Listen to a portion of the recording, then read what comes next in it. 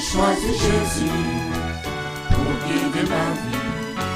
Mon bien-aimé Jésus, il est à moi, je suis à lui. J'ai choisi Jésus pour guider ma vie. Mon bien-aimé Jésus, il est à moi, je suis à lui. J'ai choisi Jésus pour guider. Bonsoir à toutes et à tous. Que le nom de notre Seigneur Jésus-Christ soit glorifié, soit élevé et soit adoré encore en cette soirée. Lui qui est fidèle, lui qui est bon envers nous tous les jours. Nous lisons un passage rapidement dans l'évangile de Matthieu, au chapitre 11, au verset 28, où le Seigneur s'adresse à nous.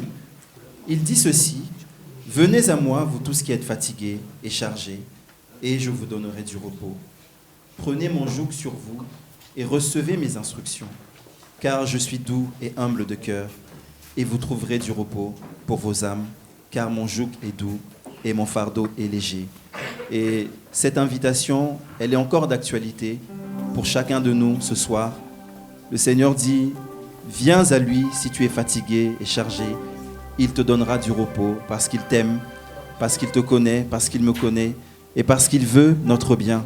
Et dans Matthieu 18, le Seigneur dira: là où 2-3 personnes sont assemblées en mon nom, je suis là au milieu d'eux. Et ce soir, le Seigneur est présent au milieu de nous. Lui qui ne rate jamais un rendez-vous, il ne vient jamais en retard, jamais en avance, mais il est toujours à l'heure parce qu'il est fidèle et parce qu'il se réjouit de voir ses enfants être ensemble. La Bible déclare qu'il est doux et agréable pour des frères et sœurs, de demeurer unis ensemble, parce que c'est là que le Seigneur se manifeste, c'est là que le Seigneur envoie sa bénédiction, la vie pour l'éternité. Et ce soir encore, le Seigneur est présent au milieu de nous et que nous puissions lui recommander ce moment afin que tout ce qui sera fait soit pour la gloire de son nom, au nom de Jésus. Seigneur, nous venons te confier, Seigneur, ce temps. Seigneur, nous te remercions, Père, pour la présence de chacun, Seigneur. Merci pour la présence de mon frère ici présent, pour la présence de ma sœur ici présente, Seigneur.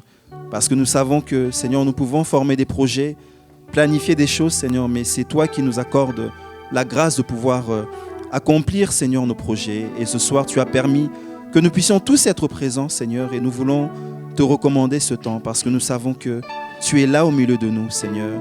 Tu es là, Seigneur, pour agir, Seigneur. Tu es là pour restaurer les cœurs, Seigneur. Tu es là pour guérir. Tu es là pour bénir, Seigneur. Tu es là pour nous parler, Éternel. Et la Bible dit, Seigneur, que tu parles tantôt d'une manière, tantôt d'une autre, mais c'est nous qui ne prenons point garde. Seigneur, que ce soir, tu puisses parler au cœur de tout un chacun, parce que tu es présent, Seigneur, dans le nom de Jésus. Que la gloire te revienne au nom de Jésus. Nous allons prendre ce premier chant, page 29, Dieu est là, Dieu est présent. C'est le chant numéro 85. Alléluia. Que ton nom soit béni, Seigneur. Alléluia.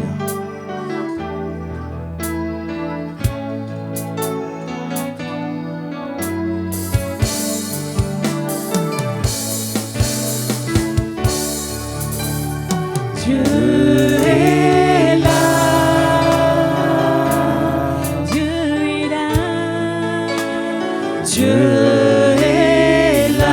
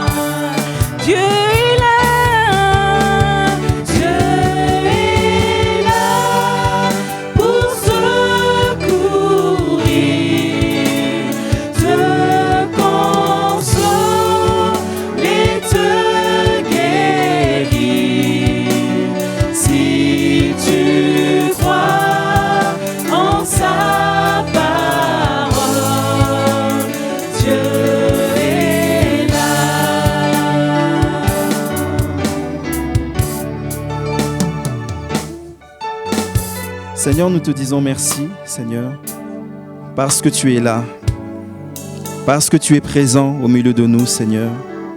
Non pas seulement lorsque nous nous réunissons, Seigneur, mais tu es présent avec nous dans notre quotidien.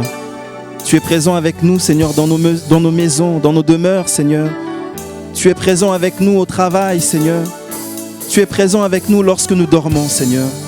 Lorsque nous nous levons, lorsque nous vaquons à nos activités, Seigneur, quotidiennes. Toi, tu es là, Seigneur. Et ce soir encore, tu nous dis, Seigneur, que tu es là dans nos vies.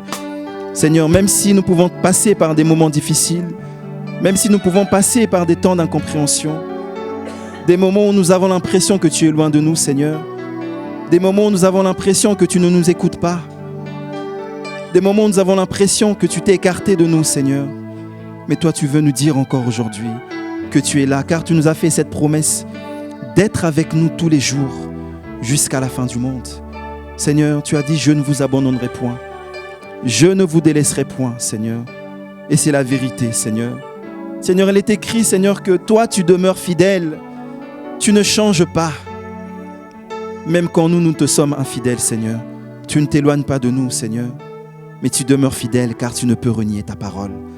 Et cela nous rassure, cela nous tranquillise de savoir que nous avons un Dieu qui est fidèle, qui nous aime, qui est là pour nous consoler, Seigneur, qui est là pour nous guérir, qui est là pour nous fortifier, qui est là pour nous faire du bien, Seigneur. Seigneur, comment ne pas t'adorer? Comment ne pas te louer, Seigneur? Seigneur, merci pour qui tu es. Et merci d'être avec nous encore chaque jour, Seigneur. Et nous voulons, Seigneur, encore plus nous rapprocher de toi. Nous rapprocher de toi, Seigneur. Alléluia. Nous allons prendre ce chant, mon Dieu, plus près de toi, que ce soit l'expression de la prière de chacun de nous. Mon Dieu, plus près de toi. Seigneur, je veux te connaître davantage. Seigneur, je veux être davantage ton ami. Je veux te connaître encore plus. Je ne veux pas me limiter à ce que je sais de toi, mais je veux être encore plus proche de toi. Alléluia. Page 71, le chant 254. Mon Dieu, plus près de toi. Amen, amen, Seigneur. Aide-nous à nous rapprocher de toi, Seigneur. Alléluia. Mon Dieu, plus près de toi. Plus près de toi.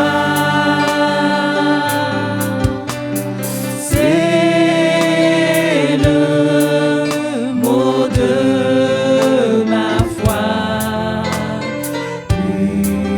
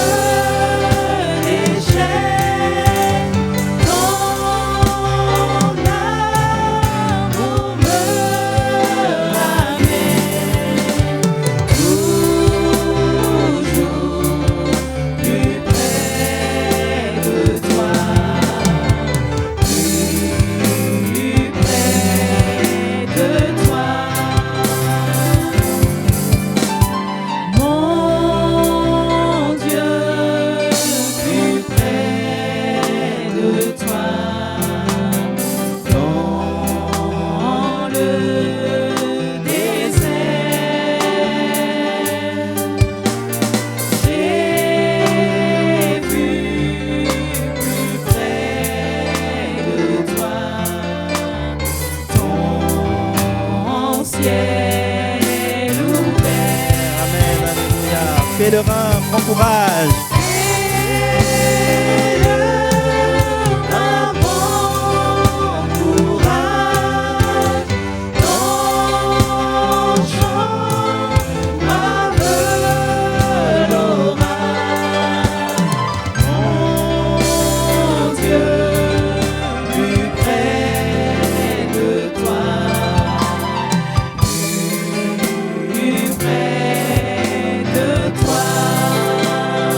Et le rein, bon courage. Et le rein, bon courage. Ton chant rappellera mon Dieu plus près de toi. Plus près de toi.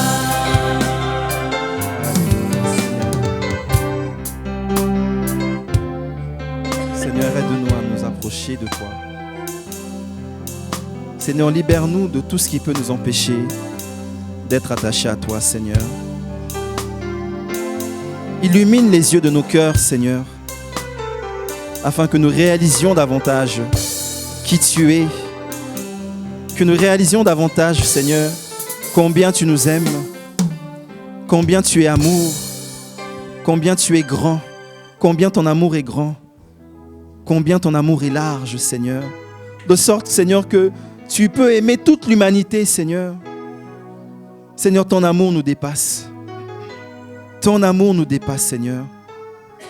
Parce que nous savons que c'est un amour immérité.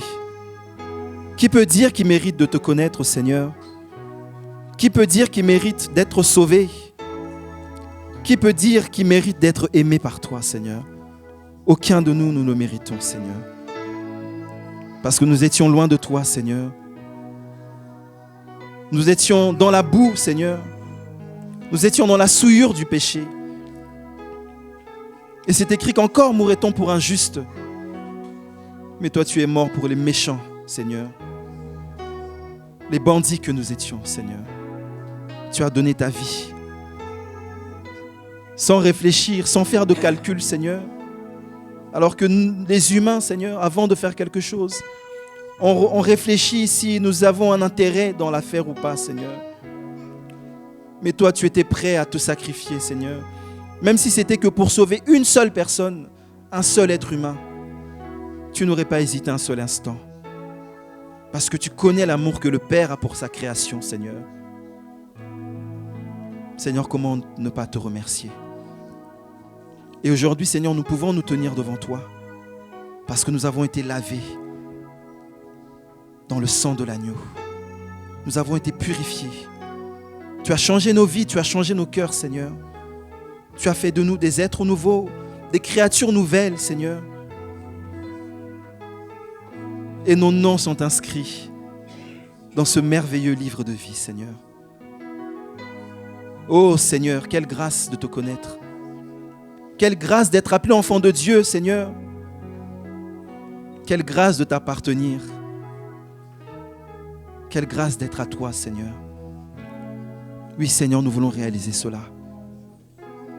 Être plus près de toi. Tu as dit tes brebis entendent ta voix. Elles te suivent. Parce qu'elles reconnaissent ta voix, Seigneur. Seigneur, que nous puissions reconnaître ta voix. Afin de te suivre, Seigneur, pleinement. Alléluia. Te ressembler, Page 100. Jésus. Chant numéro 360. C'est mon espoir. C'est ma prière, Seigneur, suprême. te ressembler. Être comme toi, Jésus. Penser, agir, aimer, toujours plus comme toi.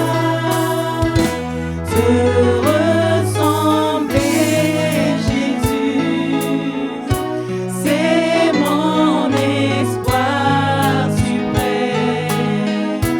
Par ton esprit en moi, semblable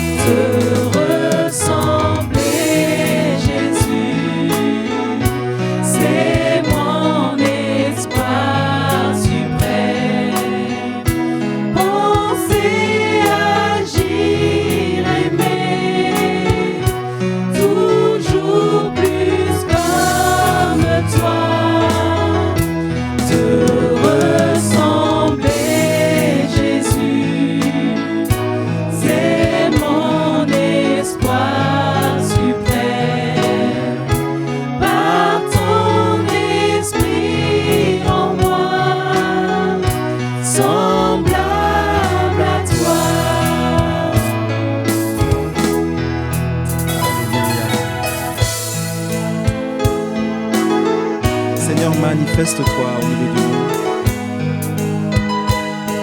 Afin que chacun ici présent puisse être comme toi, Seigneur. Être à ton image, Seigneur. Te ressembler, Jésus. Oui, Seigneur, nous voulons te ressembler. Penser comme toi, Seigneur. Agir comme toi, Seigneur. Marcher comme toi, Seigneur. Prier comme toi, Seigneur. Aimer comme toi, Seigneur. Te ressembler, Jésus, c'est mon espoir suprême. Penser, agir, aimer, toujours plus comme toi. Te ressembler, Jésus, c'est mon espoir suprême. Par ton esprit en moi, semblable à toi. Te ressembler, Jésus, c'est mon espoir suprême. Penser, agir, aimer, toujours plus comme toi. Te ressembler, Jésus, c'est mon espoir suprême. Par ton esprit en moi, semblable à toi. Te ressembler, Jésus, c'est mon espoir suprême. Penser, agir, aimer, toujours plus comme toi. Te ressembler, Jésus, c'est mon espoir suprême. Par ton esprit en moi, semblable à toi. Amen, amen, Seigneur.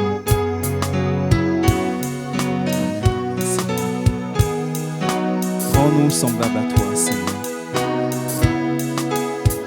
Que nous soyons comme toi, Jésus. Que nous soyons comme toi, Seigneur. Seigneur, tu as fait de nous, Seigneur, tes témoins, tes ambassadeurs, tes disciples, Seigneur. Et il est écrit que tout disciple accompli sera comme son maître, sera semblable à son maître, Seigneur. Et ce chant, Seigneur, est une prière, Seigneur, parce que nous voulons être comme toi. Nous voulons te ressembler, Seigneur. Seigneur, autrefois, nous avions des références, Seigneur, mais qui étaient des hommes comme nous, qui étaient des pécheurs comme nous, Seigneur. Mais nous les suivions. Et lorsque tu nous as ouvert les yeux, Seigneur, nous avons compris que le véritable exemple, Seigneur, l'exemple parfait, le modèle parfait, c'est toi, Christ, Seigneur. Et chacun de nous, Seigneur, nous aspirons à être comme toi. Nous aspirons à te ressembler, Seigneur. Seigneur, fais ce travail dans nos cœurs, afin que toi seul sois notre exemple, Seigneur. Que nos yeux, nos regards soient fixés sur toi, Jésus. Alléluia. Hosanna au plus haut des cieux. Chant numéro 124, page 40. Alléluia. Tu es digne d'être adoré, Jésus. Tu es digne d'être célébré. Reçois notre adoration, Seigneur. Béni soit celui qui vient au nom du Seigneur.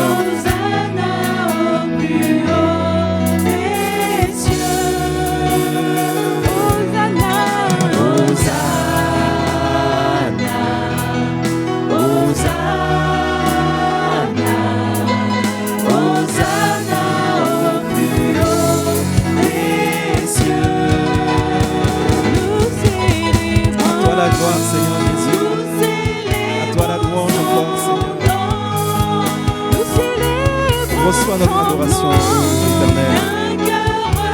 d'un cœur reconnaissant, Seigneur. Oui, nous te sommes reconnaissants pour ton amour envers nous, pour ta fidélité envers nous, pour ta grâce envers nous, Seigneur.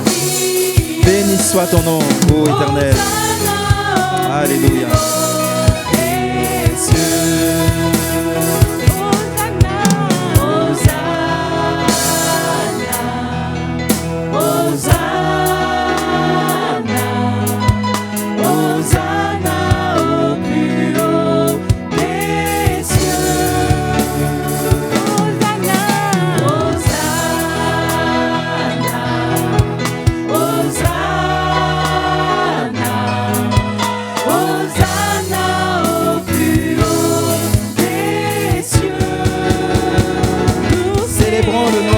Dieu, alléluia. Nous célébrons ton nom. Nous célébrons ton nom.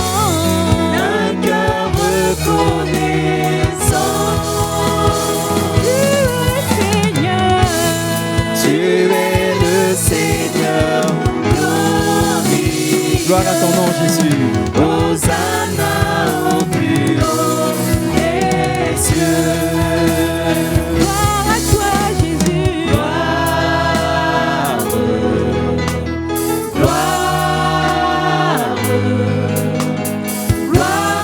Jésus notre roi. Gloire à toi Jésus. Gloire.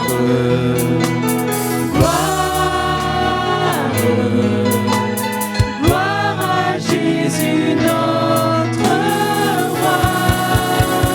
Nous célébrons ton nom. Nous célébrons ton nom.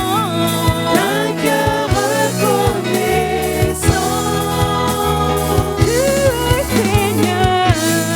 Tu es le Seigneur glorieux. Hosanna au plus haut des cieux.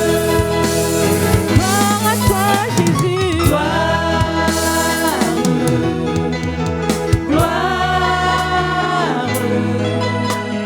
Gloire à Jésus notre roi. Gloire à toi Jésus. Gloire.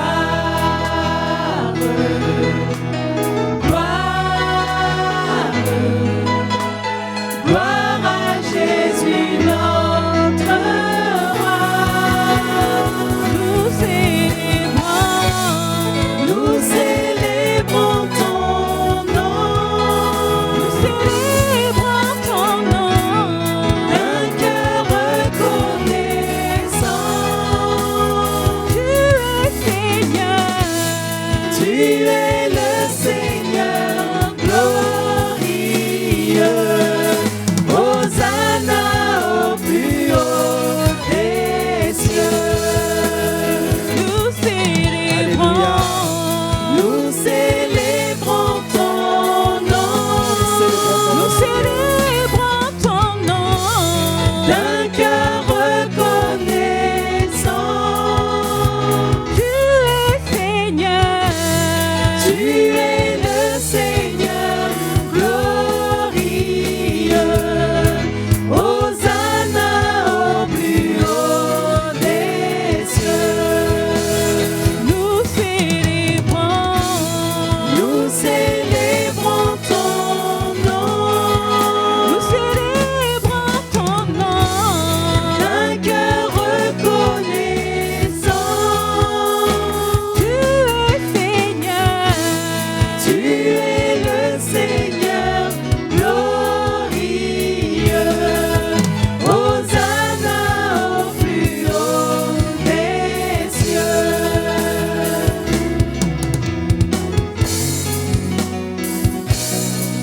Hosanna, Hosanna, Hosanna. Loué soit le nom de l'Éternel. Loué soit le nom de notre Dieu. Loué soit le nom du Dieu vivant, du Dieu tout-puissant, lui qui vit et règne à jamais, lui qui est l'alpha et l'oméga, lui qui est l'ancien des jours, lui dont le règne n'a ni commencement ni fin, lui qui s'appelle l'Éternel des armées, lui qui s'appelle Je suis. Alléluia.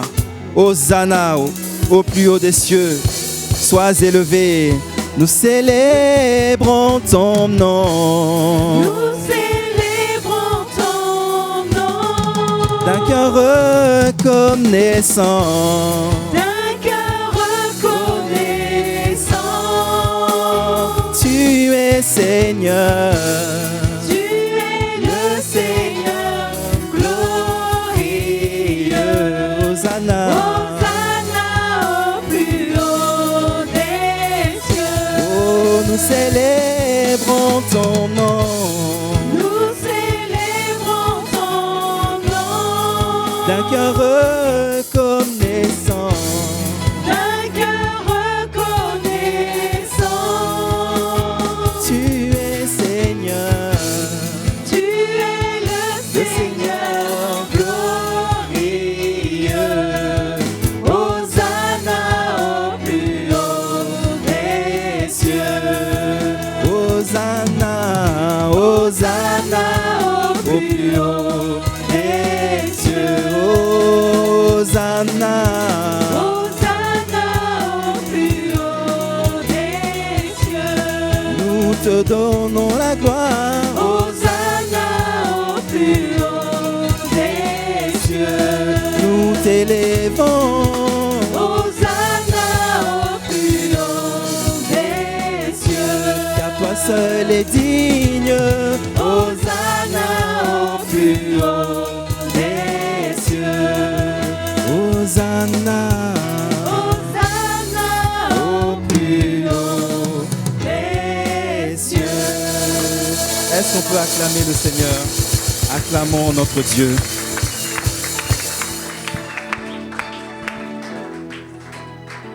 Jésus est vivant, bien-aimé. Il est digne d'être adoré. La Bible dit que l'Éternel, le nom de l'Éternel est une haute tour, une tour forte. Le juste s'y réfugie et il se trouve en sécurité. Quand nous observons tout ce qui se passe dans le monde, les conflits de part et d'autre, les difficultés, les crises, les guerres, les bruits de guerre, ce n'est pas dans l'or, ni dans l'argent, ni dans les richesses, ni dans les biens de ce monde que l'on peut trouver repos, mais c'est en Jésus-Christ et en Jésus-Christ seul. Bien-aimé, si tu as fait le choix d'accepter le Seigneur, sache que tu as fait le bon choix, parce qu'il est fidèle et il ne t'abandonnera jamais, parce que ses yeux sont sur toi tous les jours et parce qu'il t'aime, parce qu'il nous aime. Seigneur notre Dieu, merci Papa pour ta fidélité, Seigneur. Béni soit ton nom, Seigneur, toi qui nous permets d'être là aujourd'hui et toi qui nous permets encore de partager ta parole, Seigneur. Toi qui nous permets, Seigneur, de t'entendre nous parler encore aujourd'hui. Seigneur, nous ne voulons pas être des auditeurs oublieux. Nous ne voulons pas être distraits, Seigneur, mais nous voulons recevoir ce que tu as prévu pour chacun de nous, Seigneur. Comme un père qui donne, Seigneur, des cadeaux à ses enfants, Seigneur, par amour pour eux. Seigneur, que tout soit fait pour ta gloire et que tout soit sous ton contrôle. Dans le nom puissant de ton Fils Jésus-Christ. Ainsi nous avons prié. Amen. Amen. Gloire à Dieu.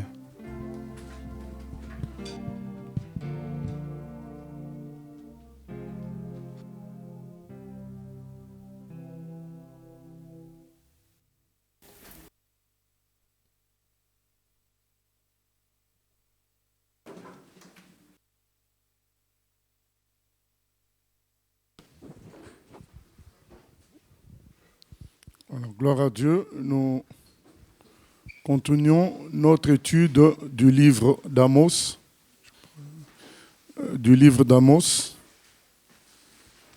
Voilà, nous avions traité Amos 3 et 4 la dernière fois. Nous allons traiter les chapitres 5, 6 et 7, si c'est possible, aujourd'hui. Amos, chapitre 5, nous rappelons qu'Amos, c'est quelqu'un originaire du sud. Une fois de plus, nous rappelons que le royaume d'Israël avait été divisé en deux parties. La partie nord, qu'on a appelée le royaume de Samarie, avec pour ville principale Samarie et Bethel, Et ensuite, il y avait le royaume du Sud, composé de 2 tribus, la tribu de Juda et de Benjamin, qui sont restés attachés au temple de Jérusalem, alors que le royaume du Nord s'est constitué dans ses villes principales et dans d'autres petites villes, d'autres lieux d'adoration, d'autres formules d'adoration que Dieu désapprouvait, mais la situation était celle-là, le royaume était divisé, mais Dieu, dans sa souveraineté, va susciter un prophète habitant le sud pour prophétiser principalement sur le nord. Et je dis bien dans sa souveraineté. Donc Dieu est tout-puissant, personne ne peut l'empêcher de parler. Comme nous avons vu la fois dernière, lorsque Dieu veut parler, qui ne prophétiserait? Donc quand un lion a envie d'une proie, il rugit. Donc on expliquait la dernière fois que tout a une cause. Et donc quand Dieu veut parler, forcément il va y avoir un humain qui va avoir le courage de parler par la puissance de Dieu. Et c'est ce que nous allons voir encore aujourd'hui, que Amos va prophétiser dans une configuration qui lui est étrangère. Voilà, c'est-à-dire dans le nord. Nous allons donc commencer donc le chapitre 5.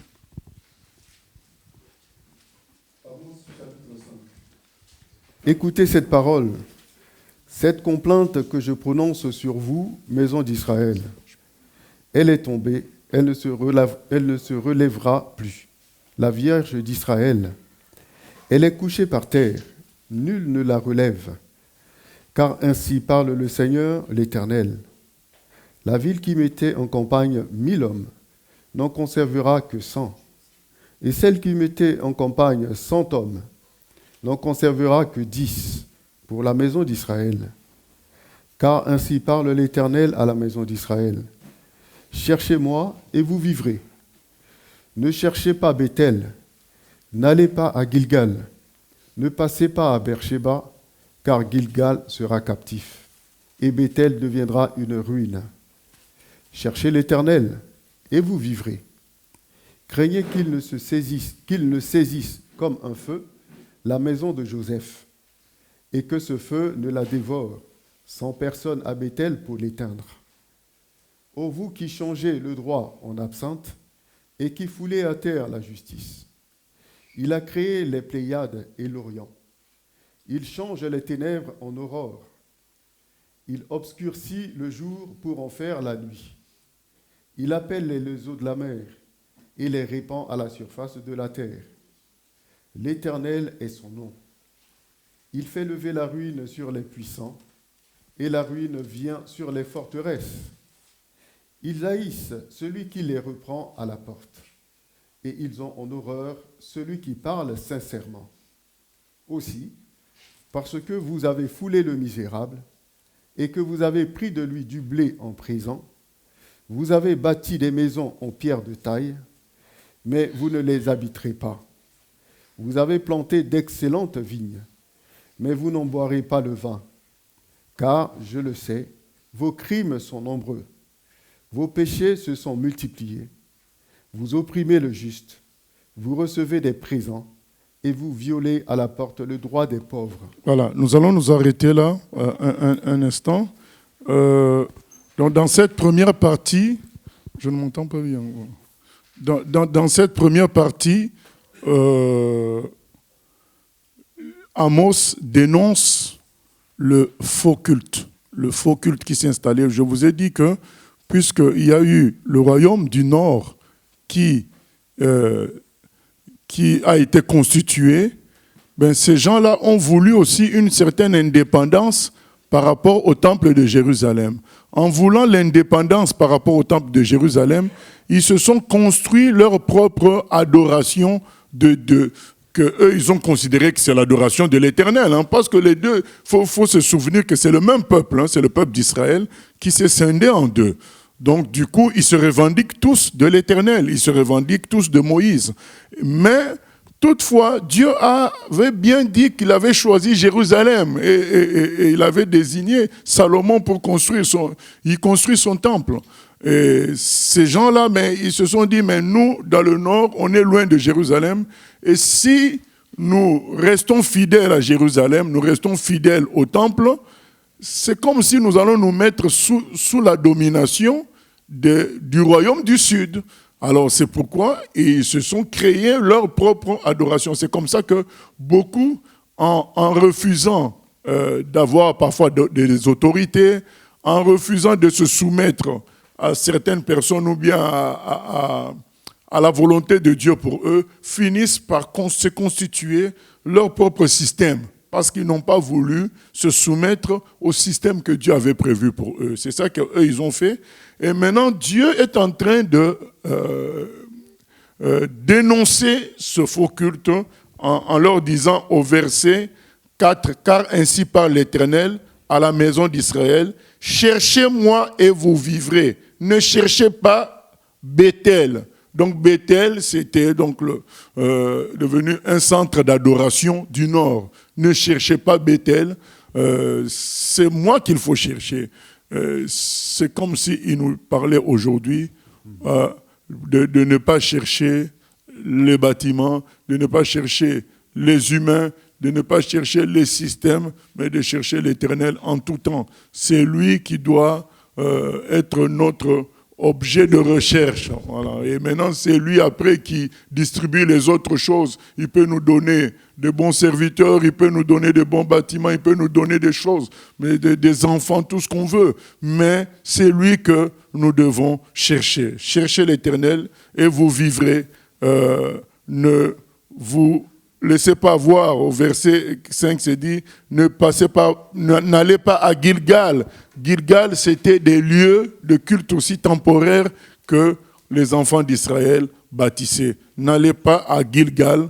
Ne vous laissez pas avoir par votre système, en réalité qui est devenu un système politique de résistance à Jérusalem. Ce n'est plus le culte de l'Éternel. Il a dit, c'est moi que vous devez chercher. Deuxième chose, d'ailleurs, pourquoi il insiste pour dire c'est moi qu'il faut chercher?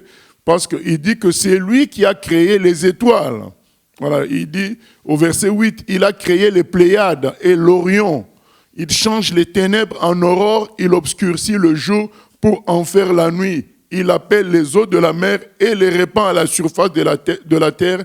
L'Éternel est son nom. Voilà, donc il dit, mais comment les hommes en arrivent à se confier dans les lieux, dans les villes, dans les humains? Il dit, mais qui peut oser fabriquer une étoile? Qui peut oser fabriquer une étoile? Il dit, c'est moi qui ai fabriqué les étoiles, l'Orion, les Pléiades, c'est moi qui crée la nuit. Vous savez, on a beau donner des explications du genre, le soleil se couche à l'ouest, se lève à l'est, tout ça, comme si c'est nous qui maîtrisons cette affaire-là. Nous ne maîtrisons rien du tout. Il suffit que Dieu décide. On a vu, il peut y avoir des éclipses qui créent des ténèbres en plein jour.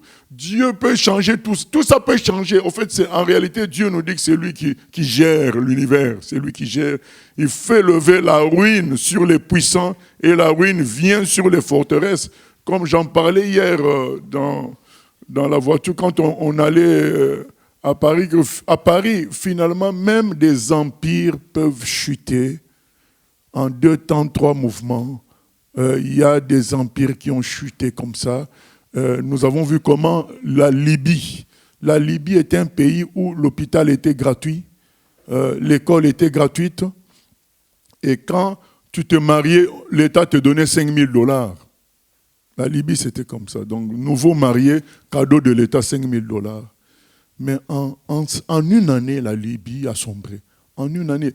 Et les gens qui ont connu l'Irak d'autrefois, la Syrie d'autrefois, c'était des lieux tranquilles, des lieux de prospérité, des lieux de paix.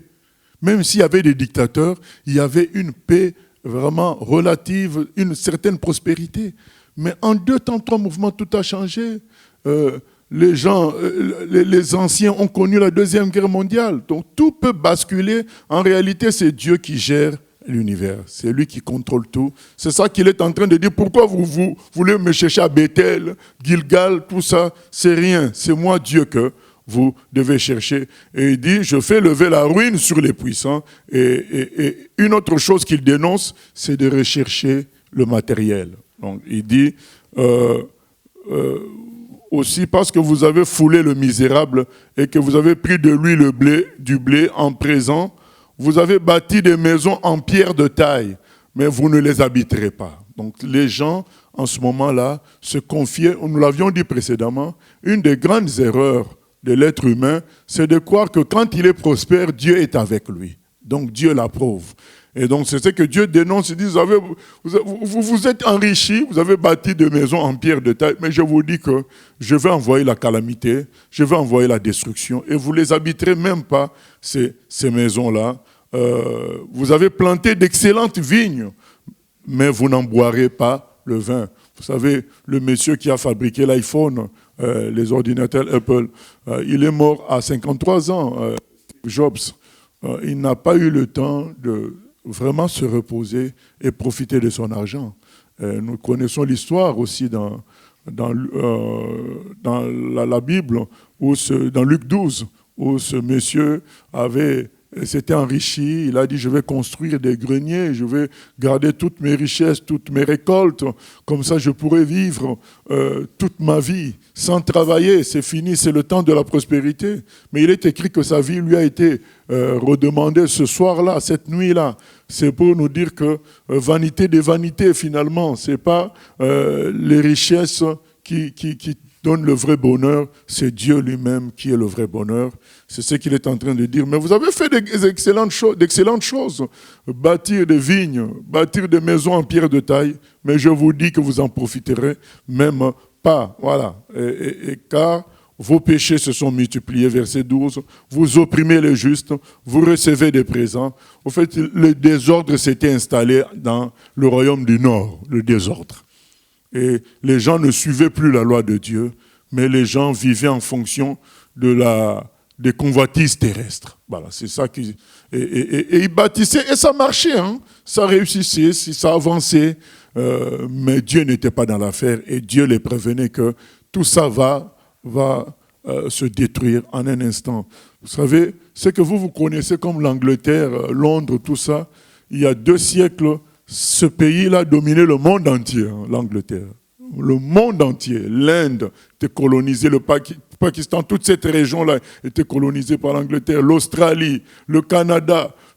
Il y a 2 siècles, c'était l'empire mondial.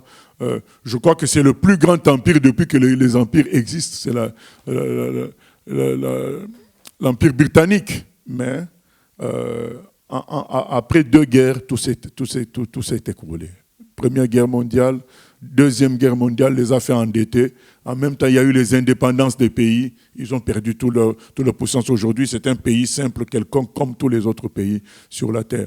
Voilà, donc c'est pour nous dire que ce que Dieu dit est vrai, que c'est lui qui est Dieu.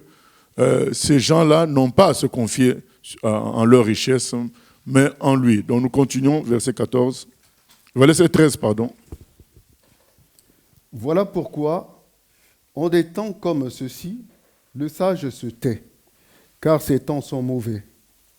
Recherchez le bien et non le mal, afin que vous viviez, et qu'ainsi l'Éternel, le Dieu des armées, soit avec vous, comme vous le dites. Haïssez le mal et aimez le bien. Faites régner à la porte la justice, et peut-être l'Éternel, le Dieu des armées, aura pitié des restes de Joseph. Verset 16. C'est pourquoi ainsi parle l'Éternel, le Dieu des armées, le Seigneur, dans toutes les places, on se lamentera. Dans toutes les rues, on dira, hélas, hélas. On appellera le laboureur au deuil, et aux lamentations ceux qui disent des complaintes. Dans toutes les vies, on se lamentera, lorsque je passerai au milieu de toi, dit l'Éternel. Malheur à ceux qui désirent le jour de l'Éternel. Qu'attendez-vous du jour de l'Éternel? Il sera ténèbres et non lumière. Vous serez un homme qui fuit devant un lion et que rencontre un ours, qui gagne sa demeure appuie sa main sur la muraille et que mord un serpent. Le jour de l'Éternel n'est-il pas ténèbres et non lumière? N'est-il pas obscur et sans éclat? Je hais, je méprise vos fêtes. Je ne puis sentir vos assemblées. Quand vous me présentez des holocaustes et des offrandes, je n'y prends aucun plaisir. Et les veaux engraissés que vous sacrifiez en action de grâce, je ne les regarde pas. Éloigne de moi le bruit de tes cantiques. Je n'écoute pas le son de tes luttes, mais que la droiture soit comme un courant d'eau, et la justice comme un torrent qui jamais ne tarit. M'avez-vous fait des sacrifices et des offrandes pendant les 40 années du désert, maison d'Israël? Emportez donc la tente de votre roi, le piédestal de vos idoles, l'étoile de votre Dieu, que vous vous êtes fabriqué. Et je vous emmènerai captifs au-delà de Damas, dit l'Éternel, dont le nom est le Dieu des armées. Amen. Donc, dans cet état de choses où le sérieux n'existe plus, il y avait quand même des courageux spirituels, des courageux qui osaient parler à la manière des anciens prophètes, des vrais prophètes, en disant « le jour de l'Éternel arrive, le jour de l'Éternel arrive ». Dieu dit « mais quand vous dites le jour de l'Éternel arrive, vous croyez ça sera quoi ?» Il parle à ces gens-là, à ces courageux spirituels, donc aux gens qui veulent maintenir un certain côté spirituel, mais qui n'en est pas un, puisque Dieu dit que la vraie spiritualité, c'est la droiture. La vraie spiritualité, ce n'est pas les activités. Ce ne sont pas les activités, c'est la droiture. Dieu dit, je ne veux plus de vos sacrifices. De vos sacrifices, je n'en veux pas. Au verset 23, il dit, éloigne de moi le bruit de tes cantiques. Je n'écoute pas le son de tes luttes. Voilà. Parce que tout ça est fait dans le désordre. Normalement, les vrais de Dieu, dans ce moment-là, sortent de la masse pour dire nous ne sommes pas d'accord. Mais vous êtes toujours dans la même masse. Vous collaborez avec le roi, vous collaborez avec celui-ci, et après vous dites, nous voulons le jour de l'Éternel, nous voulons le jour de l'Éternel, nous sommes de Dieu, ils font des sacrifices, ils disent, je ne veux plus de vos sacrifices, j'en veux plus de vos cantiques, j'en veux plus de votre religion, je n'en veux pas. Parce que la vraie foi, comme m'a dit Jacques, c'est la droiture, c'est venir en aide aux pauvres, c'est aux veuves, c'est le comportement. Quand Jean-Baptiste est venu, les gens lui ont dit, nous faisons quoi? Il a dit que celui qui a pris l'argent de l'autre y rende, que vous les soldats ne demandez pas, n'extorquez pas l'argent des autres. Voilà, la vraie religion, c'est le comportement semblable à Dieu. Ce ne sont pas les activités. Donc eux, il y avait quand même des courageux qui avaient des activités, comme nous voyons aujourd'hui. Les gens font des activités. Mais quelles activités? Soirée pyjama. Voilà. Quelles activités? Saint-Valentin, dans les églises évangéliques. Voilà. Quelles activités? Mais ils sont quand même là à dire le Seigneur, ils disent le Seigneur, quand vous les entendez, c'est le Seigneur dans la bouche. Il dit, oh mais tout ça, je ne veux même plus écouter. Il dit, mais regardez le comportement de vrai, c'est au verset 13, je crois. Oui, au verset 13. Qu'est-ce qui est écrit au verset 13? Voilà pourquoi, en des temps comme ceux-ci, le sage se tait, voilà. Car ces temps sont mauvais. Voilà, dans des temps comme ceux-ci, les gens, les vrais, ils voient la situation, ils savent que c'est pas bon devant Dieu. Ils ne se mêlent pas à toute cette effervescence-là. Marche pour Jésus, on est là. Mais non, mais marche pour Jésus, dans quelles conditions? Et avec qui? Voilà. Quel est le fondement de tout ça? Le vrai comportement, c'est revenir à la Bible. C'est pas faire des activités, faire du bruit. Tout. Voilà. C'est ça. Le sage, en ce moment-là, il se met à l'écart.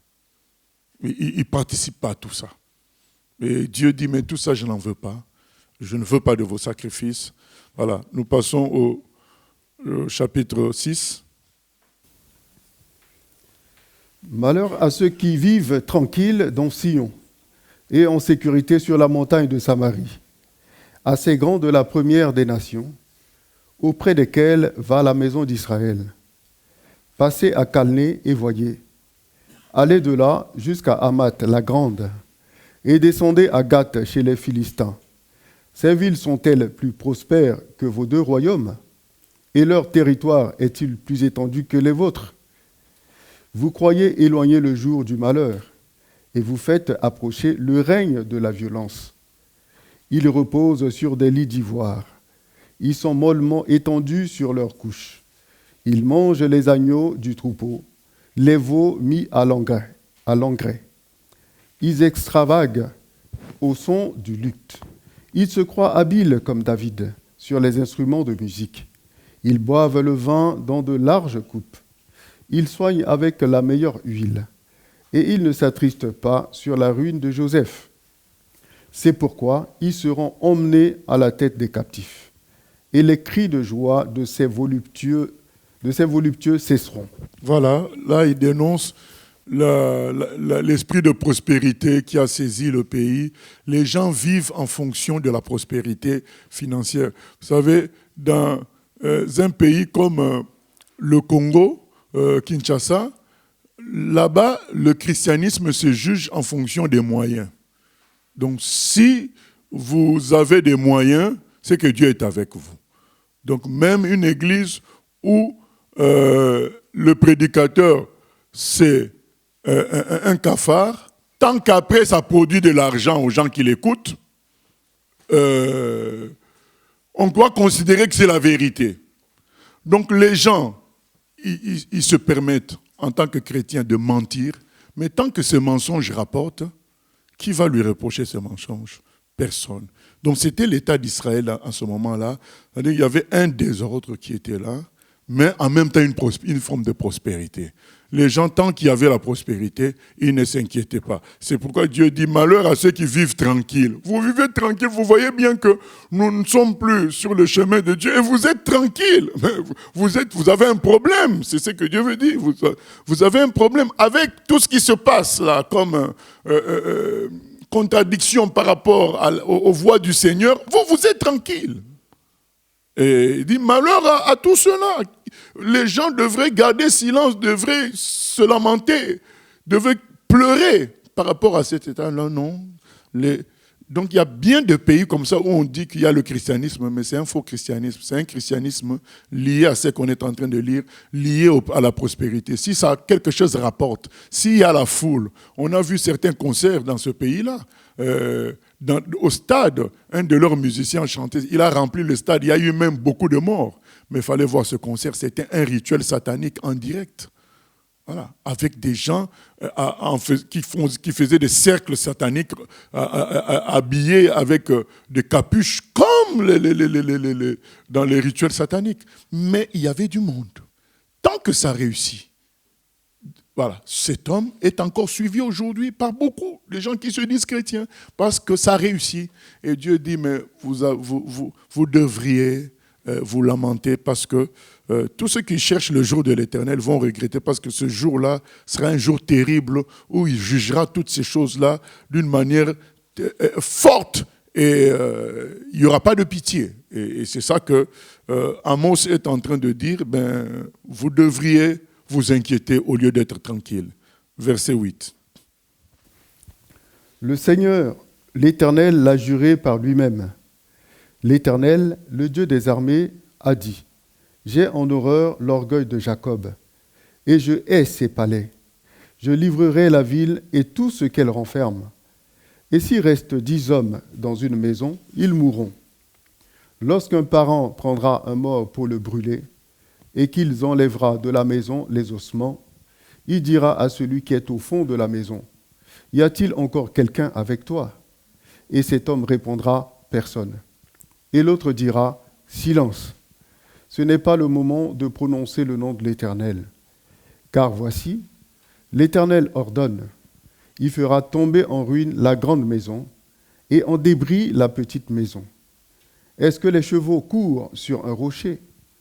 Est-ce qu'on y laboure avec des bœufs pour que vous ayez changé la droiture en poison et le fruit de la justice en absinthe? Vous vous réjouissez de ce qui n'est que néant. Vous dites, n'est-ce pas par notre force que nous avons acquis de la puissance? C'est pourquoi, voici, je ferai lever contre vous, maison d'Israël, dit l'Éternel, le Dieu des armées, une nation qui vous opprimera depuis l'entrée de Hamath jusqu'au torrent du désert. Voilà, il rajoute à tout cela de l'orgueil. Donc, avec tout cela, vous allez voir, par exemple, aux États-Unis, des gens qui se disent chrétiens ou bien en Suisse, ils vont vanter en même temps leur pays. Voilà, notre pays, c'est la terre promise, notre pays, voilà, est fort, notre pays est prospère. Voilà. En plus de cela, il rajoute l'orgueil en disant c'est notre force. Verset 13, vous vous réjouissez de ce qui n'est que néant. Les finances, les grands bâtiments, tout ça c'est néant parce que tout ça peut disparaître en 2 temps, 3 mouvements. Voilà. Vous dites, n'est-ce pas notre force que nous avons acquis par notre force que nous avons acquis de la puissance. Il dit, vous rajoutez à votre légèreté liée au matérialisme, vous rajoutez de l'orgueil. Et c'est ce qui se passe dans les milieux chrétiens où on voit des chrétiens manifester un nationalisme, un chauvinisme par rapport à leur origine en prêchant en quelque sorte leur pays, leur culture, au lieu de citer Jésus comme le seul chemin, la vérité, le seul moyen d'entrer dans le bonheur, mais ils sont imbus d'eux-mêmes, imbus de leur réussite, et ils proclament cela. Le Seigneur dit, je vais lever une nation qui va détruire tout cela. Et nous voyons la progression. Il dénonce le faux culte, il dénonce l'esprit de prospérité. Et nous continuons. Chapitre 7. Le Seigneur, l'Éternel, m'envoya cette vision. Voici, il formait des sauterelles au moment où le regain commençait à croître. C'était le regain après la coupe du roi. Et comme elle dévorait entièrement l'herbe de la terre, je dis, Seigneur éternel, pardonne donc. Comment Jacob subsistera-t-il, car il est si faible? L'Éternel se repentit de cela. Cela n'arrivera pas, dit l'Éternel. Le Seigneur, l'Éternel, m'envoya cette vision. Voici, le Seigneur, l'Éternel, proclamait le châtiment par le feu. Et le feu dévorait le grand abîme et dévorait le champ. Je dis, Seigneur éternel, arrête donc. Comment Jacob subsistera-t-il? Car il est si faible. L'Éternel se repentit de cela. Cela non plus n'arrivera pas, dit le Seigneur l'Éternel. Il m'envoya cette vision. Voici, le Seigneur se tenait sur un mur aligné au cordeau. Et il avait un niveau dans la main. L'Éternel me dit, que vois-tu, Amos? Je répondis, un niveau. Et le Seigneur dit, je mettrai le niveau au milieu de mon peuple d'Israël. Je ne lui pardonnerai plus.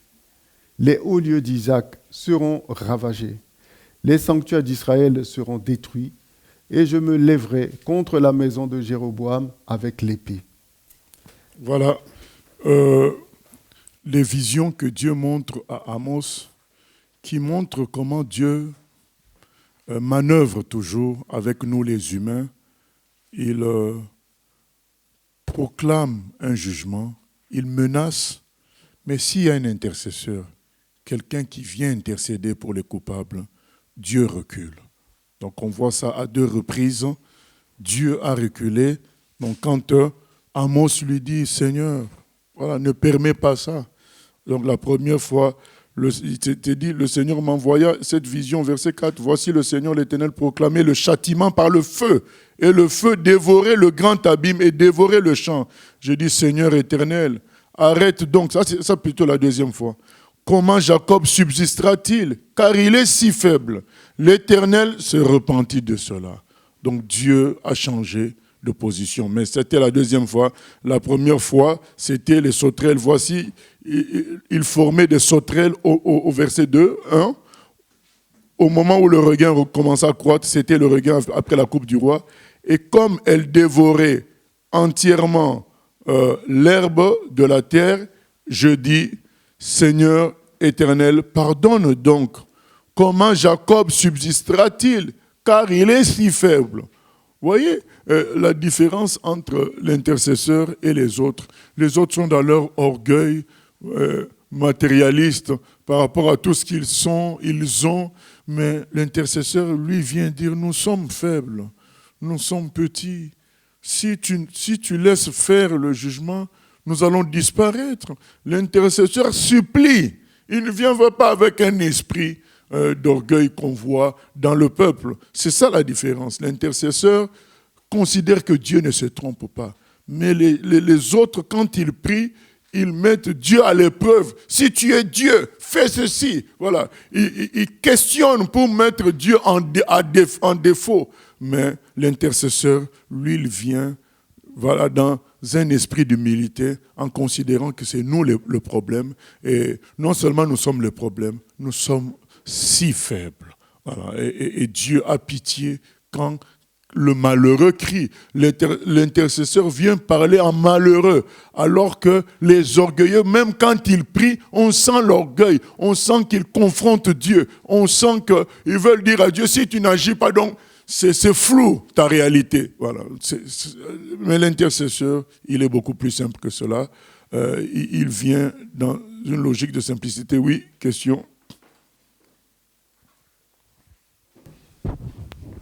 Pour revenir au chapitre 5, quand il est écrit je méprise vos fêtes, je ne puis sentir vos assemblées, etc. C'est comment on sait si le Seigneur prend plaisir à nos fêtes, à nous, à nos cultes, à nos louanges, etc. Comment on sait si Dieu prend plaisir aussi à... Il se manifestera, il fera connaître qu'il prend plaisir, d'une manière ou d'une autre. Voilà. Mais après, il peut toujours se manifester négativement et les gens ne comprennent pas. Parce que lui, quand il parle comme ça, les gens, eux, ils continuent leur système. Hein. Voilà, donc chacun entendra la voix de Dieu pour lui dire, non, ça, c'est la chair. Voilà. David, quand il a voulu tuer Saül, alors qu'il était dans son droit, il a senti son cœur battre, il a compris que ce n'était pas bon. Voilà. Dieu parle tantôt d'une manière ou d'une autre, mais personne ne peut dire qu'il n'a pas entendu la voix de Dieu. Donc tout le monde entendra, mais après, libre à chacun de céder, de s'humilier ou pas. Voilà. Et donc là, Amos dénonce... non, on arrive plutôt à la troisième vision, où il voit un niveau. Un niveau, ça permet quoi? Un niveau, c'est de voir si un mur est droit. Donc un niveau, ça sert à ça. Il voit Dieu avec un niveau et Dieu lui dit, là c'est fini, je ne peux plus retarder mon jugement, c'est fini. Ça veut dire que si tu vois Dieu avec un niveau, ça veut dire qu'il a mesuré ta fondation, il a trouvé que ce n'était pas droit, donc c'est voué à l'écroulement, ça doit s'écrouler. Voilà. Donc cela, le jugement ne peut plus être retardé. C'est ce qu'il dit à Amos.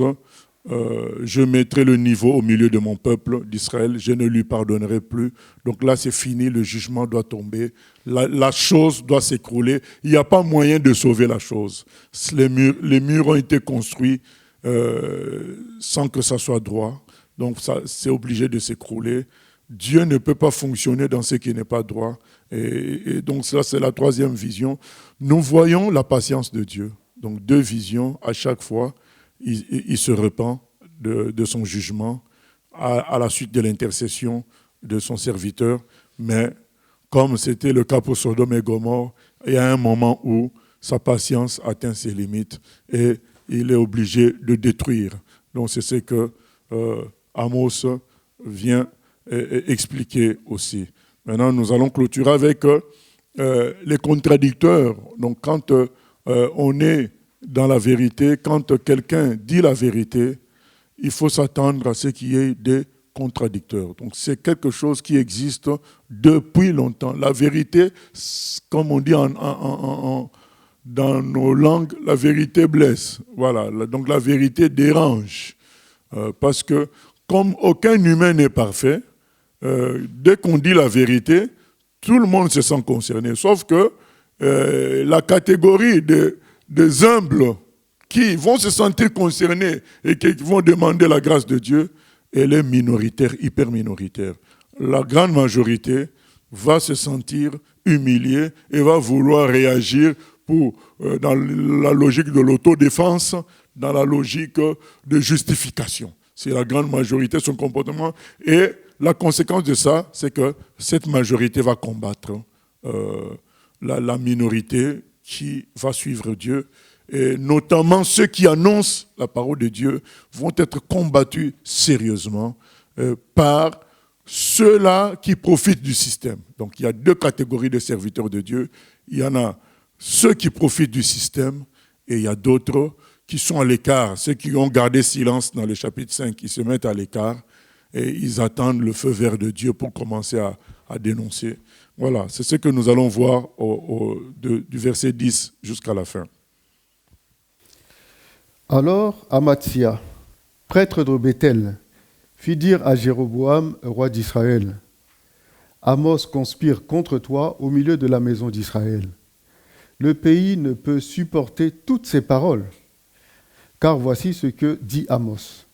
Jéroboam mourra par l'épée, et Israël sera emmené captif, loin de son pays. » Voilà un faux prophète. Je réexplique encore, nous sommes dans le nord. Amos est en train de prophétiser au nord alors qu'il est du sud. Donc il prophétise comme à l'étranger, même s'il est juif comme eux, mais il prophétise comme à l'étranger. Maintenant, il y a les prophètes qui sont sur place, qui ont des portes auprès du roi, ils peuvent y aller, le peuple les acclame. C'est des notables dans le coin. Voilà. Il y a des prophètes qui sont des notables dans le coin. Et Amos, lui, il vient dans cette région-là dire, mais tout ce que vous faites est faux. Oui, donc les prophètes, là, ils sentent que leur pitance, leur argent, leur richesse, ça va en prendre un coup. Puisque si le peuple reconnaît qu'Amos a raison, donc tout le système est faux. Donc ces gens-là, ils tiennent le pays. C'est comme les rabbins aujourd'hui, c'est comme les pharisiens autrefois. Ils tenaient le pays. Et Jésus vient pour dire, mais non, mais tout ce que vous faites là, c'est pas bon. Ah!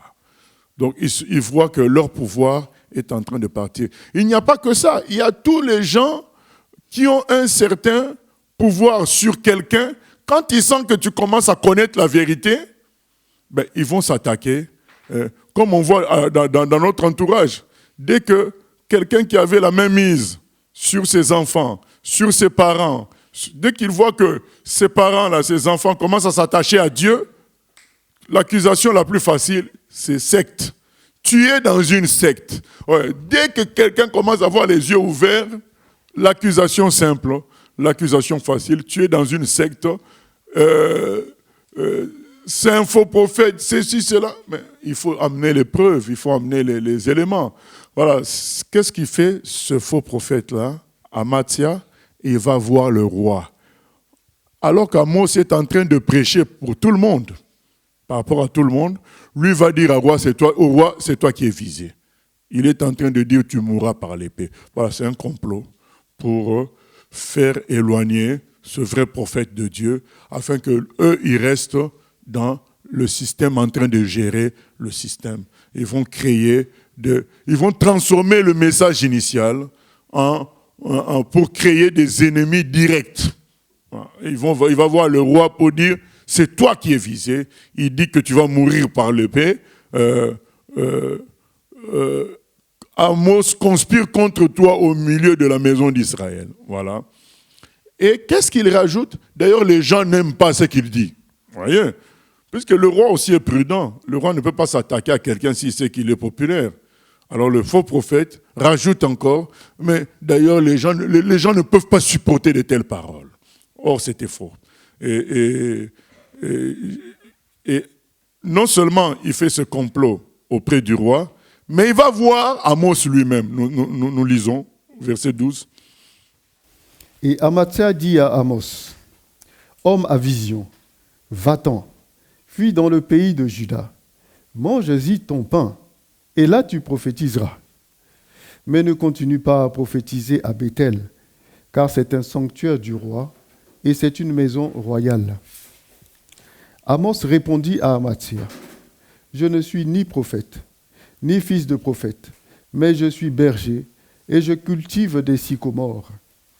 L'Éternel m'a pris derrière le troupeau, et l'Éternel m'a dit, « Va, prophétise à mon peuple d'Israël. » Écoute maintenant la parole de l'Éternel, toi qui dis, « Ne prophétise pas contre Israël, et ne parle pas contre la maison d'Isaac. À cause de cela, voici ce que dit l'Éternel. Ta femme se prostituera dans la ville. Tes fils et tes filles tomberont par l'épée. Ton champ sera partagé au cordeau. Et toi, tu mourras sur une terre impure. Et Israël sera emmené captif loin de son pays. » Voilà. Donc ce fameux Amathia va voir Amos pour dire à Amos, fais attention.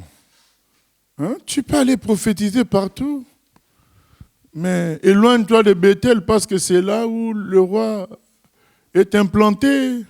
Tu vas te créer des problèmes. Vous voyez, d'un côté, il a déjà vendu Amos auprès du roi, mais par derrière, il vient comme un ami voir Amos pour lui dire, bon, essaie de rectifier un peu les choses.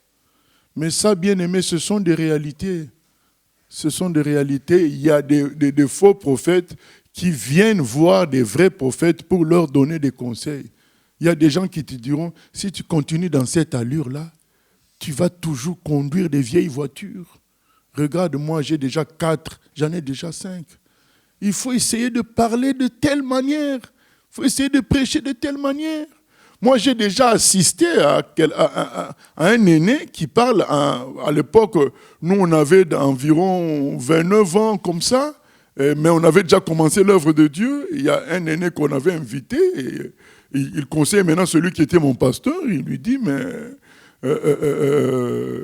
tu vois, un bon culte, il doit être composé dans 40 minutes d'une bonne louange, et puis 20 minutes d'un temps prophétique où les gens aiment ça, que tu donnes des prophéties, que tu donnes des paroles, et après, la prédication 40. Donc, il lui donne le programme d'un culte à succès.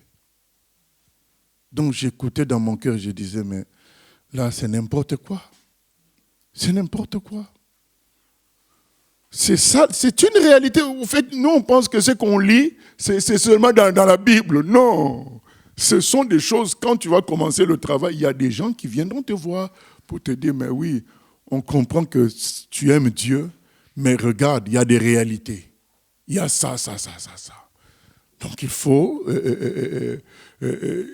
Amathia vient lui dire, écoute, tu es en train de prophétiser à Béthel. À Béthel, c'est le siège du roi. Le roi peut le prendre mal.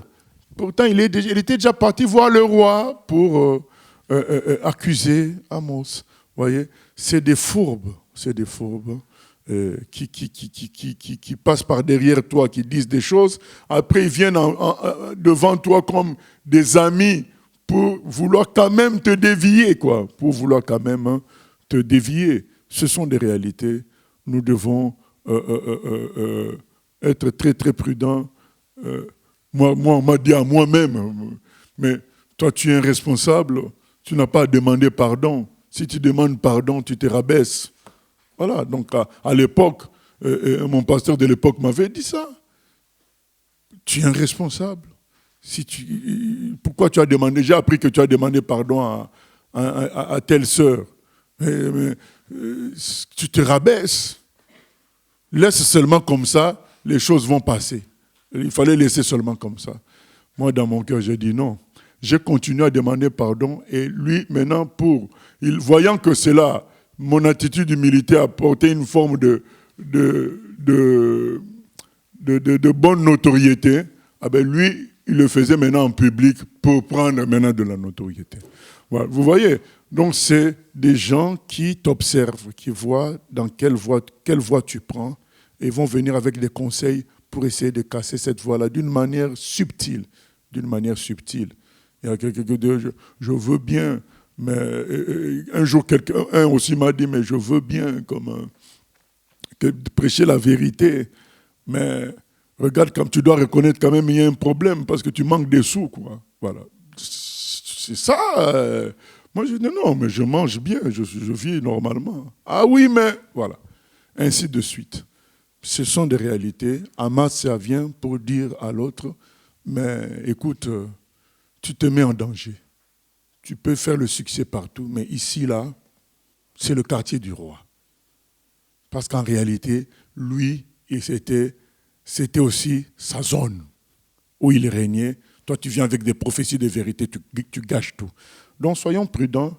Les gens nous diront, ici, ça ne se passe pas comme ça. La manière dont tu fais les choses, ça ne se passe pas comme ça ici. La terre n'appartient à personne. La terre appartient à Dieu. C'est à Dieu qu'on doit obéir. C'est ce que Amos va leur dire. Qu'est-ce qu'Amos dit? Amos dit, écoute mon vieux, je ne suis pas un prophète. Quoi qu'il est un prophète, hein. Mais il lui dit, je ne le suis pas dans le sens où je ne l'ai jamais été. Moi, j'étais qu'un cultivateur, un éleveur.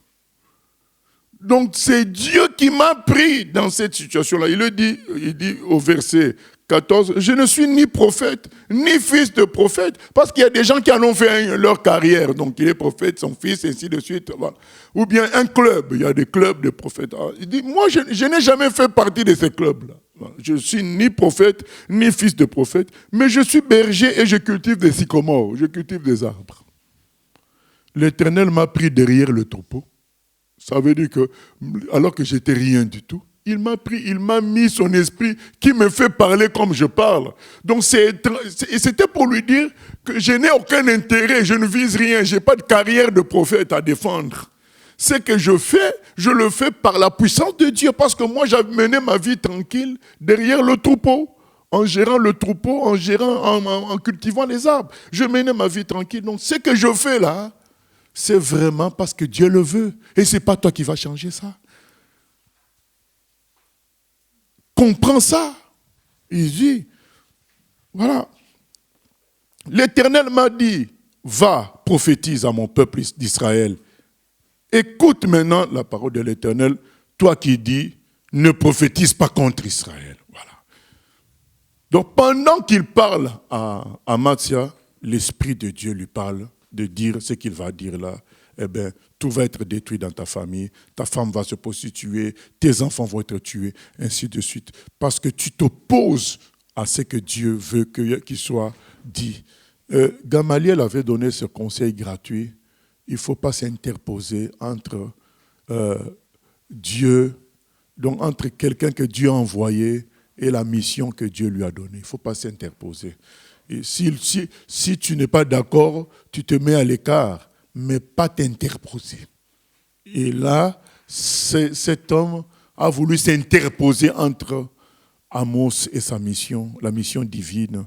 Et il a reçu sa malédiction en connexion avec la malédiction d'Israël tout entier. Donc tous, ils iront en terre inconnue, en terre étrangère, en terre impure, et Israël sera amené captif loin de son pays. Voilà, bien-aimés, vous voyez la différence qu'il y a entre... Il ne faut jamais devenir professionnel dans les choses de Dieu. Il faut être comme Amos, voilà, te souvenir de ce que tu étais avant. Dire aux gens qui t'écoutent, écoutez, moi, j'ai mené ma vie tranquille, voilà. J'étais ouvrier, j'étais PDG, j'étais ceci, cela. Si vous me voyez faire ce que je fais là, ça ne vient pas de moi. Voilà. C'est quelque chose qui m'est imposé. Mon choix personnel n'aurait pas été celui-ci. Mais les gens qui s'accrochent aux carrières, qui veulent prêcher, qui veulent chanter, Donc, ils sont devenus des professionnels. Non, servir Dieu bien-aimé, c'est difficile. Hein. Donc, quand quelqu'un doit le faire, il doit le faire par amour. S'il ne le fait pas par amour, il le fera par profit. Parce que ce n'est pas quelque chose de simple. Parce que l'être humain a du mal à supporter ce qu'est Dieu. Maintenant, le serviteur de Dieu, c'est quelqu'un qui supporte Dieu. Voilà. Et ça, ce n'est pas facile à porter. Et s'il le fait, il le fait par amour et obéissance. Mais s'il le fait par carrière, esprit de carrière, logique de j'ai tel don, eh bien, ça finira toujours très très mal. Voilà. Et Amos dit, moi je ne suis pas votre genre. Vous êtes des prophètes de carrière, des sacrificateurs de carrière. Moi, ce n'est pas ça mon truc. Moi, je suis un éleveur, un berger. Ce que je fais, je le fais d'une manière désintéressée. Parce que je ne mange pas de cela. Je suis berger. C'est l'esprit qui m'a saisi. Et voilà ce que je fais. Et c'est ce que Paul a dit aux gens qui l'embêtaient. Il dit, mais moi, j'étais contre les chrétiens. Je persécutais les chrétiens. Je les emprisonnais. Je les frappais. Mais un jour, alors que je m'apprêtais à aller en emprisonner beaucoup d'autres à Damas, leur Seigneur, notre Seigneur à nous tous m'est apparu comme une grande lumière et m'a forcé à faire ce que je fais maintenant. Voilà. Je ne gagne rien, je ne gagne que des problèmes, mais je le fais par amour et obéissance.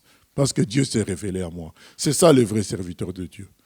Tous ceux qui revendiquent des postes dans les choses de Dieu ne sont pas vrais serviteurs de Dieu. Normalement, c'est Dieu qui s'impose aux serviteurs de Dieu. Moïse a refusé combien de fois?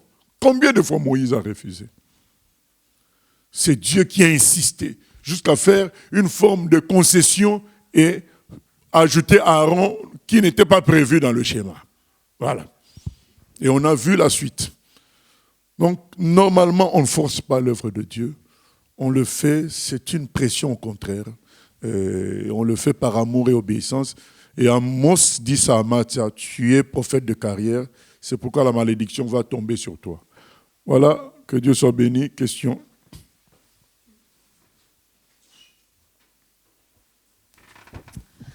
Pasteur, j'avais une question par rapport aux chantres qui font scandale en ce moment. Des fois, si par exemple, nous, on a un cœur sincère, on écoute, on n'est pas censé savoir, par exemple, que c'est des faux. Là, dans le chapitre 5, le Seigneur dit que, voilà, qu'il ne... alors, qu'est-ce qu'il dit? « Éloigne de moi le bruit de tes cantiques, je n'écoute pas le son de tes luttes. » Donc, ça veut dire que nous, par exemple, si on chante ces cantiques-là, le Seigneur ne nous écoute pas, en fait. Non, si même tu sais que c'est des faux, cœur sincère, en fait. Ce sont des faux, oui. Si ce sont des gens faux qui ont fait, tu le sais, Dieu ne t'écoute pas. Alors, au départ, on ne sait pas forcément que c'est des faux. Ah, si on ne sait pas, ça, c'est différent. C'est seulement après, quand on voit qu'il y a des scandales, voilà, là, on se dit, bon, on a écouté des faux chantres, on a chanté des chants qui n'étaient pas la gloire de Dieu. Lorsqu'on ne sait pas, il n'y a pas de problème. Hein. Mais c'est pareil pour tout le monde. Même quand on écoute les vrais, nous devons insister sur le contenu et non pas les apparats, voilà, le côté folklorique ou musical exagéré. Nous devons insister sur le spirituel qu'il y a dedans. Voilà, donc même si nous écoutons les vrais, ce qui doit importer pour nous, c'est le message que nous recevons ou bien c'est la communication de l'humilité, de l'adoration que nous recevons. C'est ça qui doit compter plus qu'autre chose. Nous ne disons pas qu'ils doivent chanter faux et on écoute. Non, on dit que oui, la musique nécessite quand même une certaine rectitude, mais le plus important pour le chrétien, c'est l'esprit qu'il y a dans la chanson, plus que les objets qui sont utilisés. Voilà, même les vrais, pour les vrais. Mais davantage pour les faux, quand on sait que quelqu'un est faux, je pense qu'il faut arrêter de l'écouter. Mais du coup, est-ce qu'il faut peut-être prier, demander au Seigneur avant d'écouter un chantre? Non, il faut marcher selon l'Esprit de Dieu. Là, on va prier pour tout, quoi. On va commencer à prier, on va soupçonner le mal. Il faut faire confiance en Dieu. Il nous guidera dans toute la vérité. Maintenant, il faut être capable, lorsqu'il nous montre la vérité, de pouvoir changer de cap. Voilà, que Dieu soit béni, nous allons prier. Seigneur, nous te remercions pour ces versets que nous venons de lire, ces 3 chapitres. Ça nous montre que tous les cas que nous vivons aujourd'hui sont déjà dans la Bible. Et nous comprenons davantage le conseil de Josué 1:8 de lire, de méditer la parole jour et nuit. Merci de nous avoir donné les mardis pour pouvoir lire ta parole. C'est une grâce, nous t'en remercions. Et nous prions, Seigneur, que ce ne soit pas seulement les mardis que nous la lisions tous les jours, afin de comprendre ce qui se passe, afin de te connaître et vivre selon ta volonté. Merci encore pour tout. Au nom de Jésus. Amen. Gloire à Dieu.